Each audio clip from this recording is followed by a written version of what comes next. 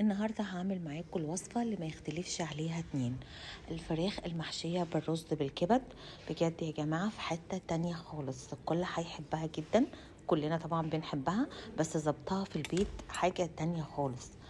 لما نعملها بالتركات دي يطلع الرز معاكي مفلفل قوي واللحم دايب، بجد طعمها رهيبة، وهي يعني وجبة متكاملة، هو الرز بالفراخ وخلاص كده شكرا. عايزين نظبط كل حاجة، وكل التركات هنا مهمة قوي علشان ناخد نتيجة كويسة. بنجيب هنا البصلة، بصل متقطع، بصلتين كبار، هكتب لكم كل المقادير في صندوق الوصف وفي آخر الفيديو. ملح وفلفل اسود، وبنبتدي نضربها في محضر الطعام، نضربها قطع صغيرة كده، يعني اقل من المبشور شوية، يعني ما هوش يعني مبشور قوي زي ما بنعملها بالمبشرة، ممكن نعملها بالمبشرة بالناحية الكبيرة. بنبتدي بعد كده نجيب الفراخ، هنا الفرخة هنا حوالي وزنها 1.5 كيلو، ممكن طبعا انتوا تجيبوا اكبر من كده مفيش مشكلة، بس انا بقول لكم الوزن اللي انا استخدمته هنا 1.5 كيلو للفرخة الواحدة.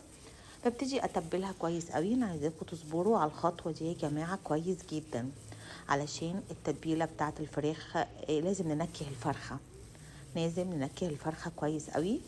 فعلشان ننكه الفرخه لازم نعملها من جوه ومن بره، ونعمل بين الجلد واللحم، يعني نعمل لها مساج تمام، وبنسيبها شويه كده تتنكه. نكون احنا عملنا الرز بتاعنا في طاسه، بنجيب معلقه كبيره من زيت الزيتون، وبنضيف كبد وقوانص متقطعين، انا هنا مستخدمه اقل من ربع كيلو، انتوا ممكن تستخدموا ربع كيلو وممكن تستخدموا اكتر من كده حسب الكميه الكبد والقوانص اللي بتحبوها مع الرز المحشي بتاع الفراخ اللي بنحشيه في الفراخ.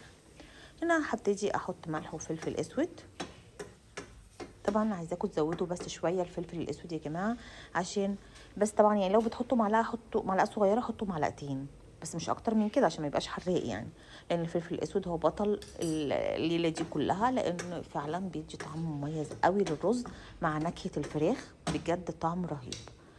هنا طبعا انا حطيت بصله بس ما اتصورتش، حطيت البصل المبشور، البصل اللي احنا بشرناه في الاول، مش كله تبلنا بيه، سيبنا حبه وحطيناهم، بس ما اتصورش، بس ان انا وانا بحط البصل على الكبد والقوانص. بعد كده هنضيف الرز وهنقلب كويس قوي، رز مغسول ومتصفي، وبنقلب كويس، وبعد كده بنحط بعد كده الكوبايه الا ربع من الميه. تمام، انا عايزه هنا اسوي الرز نص سوا.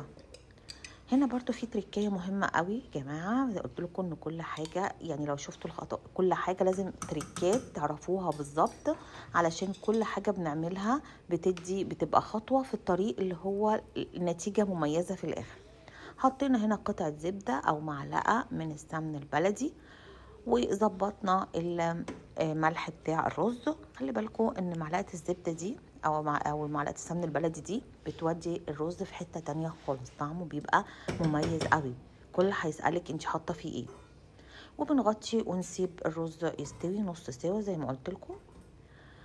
وبعد كده هو وصل، بصوا نص سوا اهو بالشكل ده، مش مستوي على الاخر عشان ما يعجنش جوه الفراخ اثناء تسويتها.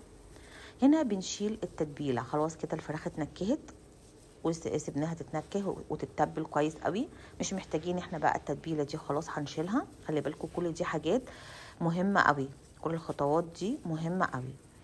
شيلي التتبيله من الفراخ، وبتجي بعد كده هو تحشي الرز. هنحشي الرز زي ما احنا عايزين، احنا هنا مش هنسلق الفراخ، احنا مش هنبقى خايفين انها تفرقع مننا في الفرن او كده، لا احنا هنحط عادي خالص الرز بالكميه اللي احنا عايزينها.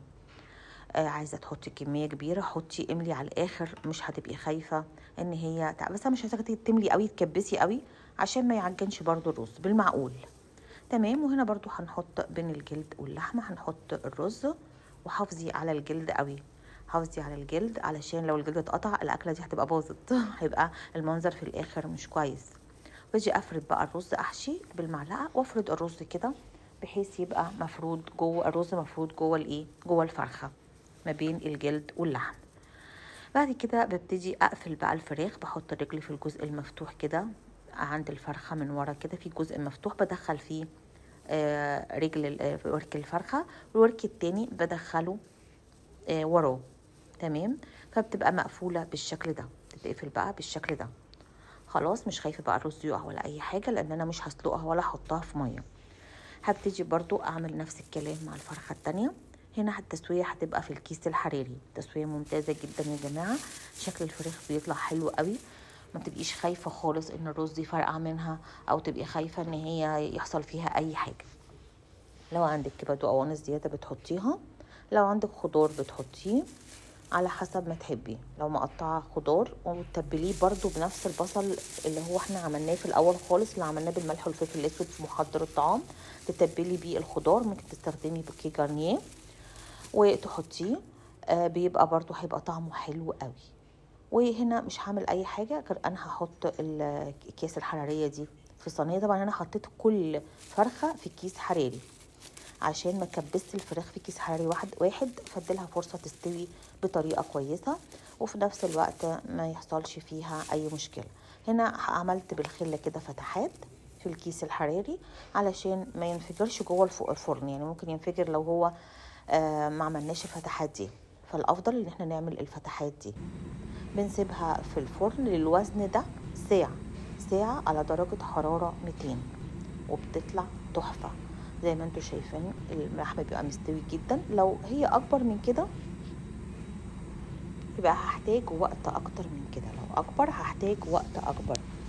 تمام، هيبقى اكبر يعني 5 دقايق 10 دقايق على حسب الوزن الاكبر. جربوها يا جماعة وبقولي رأيكم في الكومنتات، وان شاء الله تعجبكم. بون ابيتي.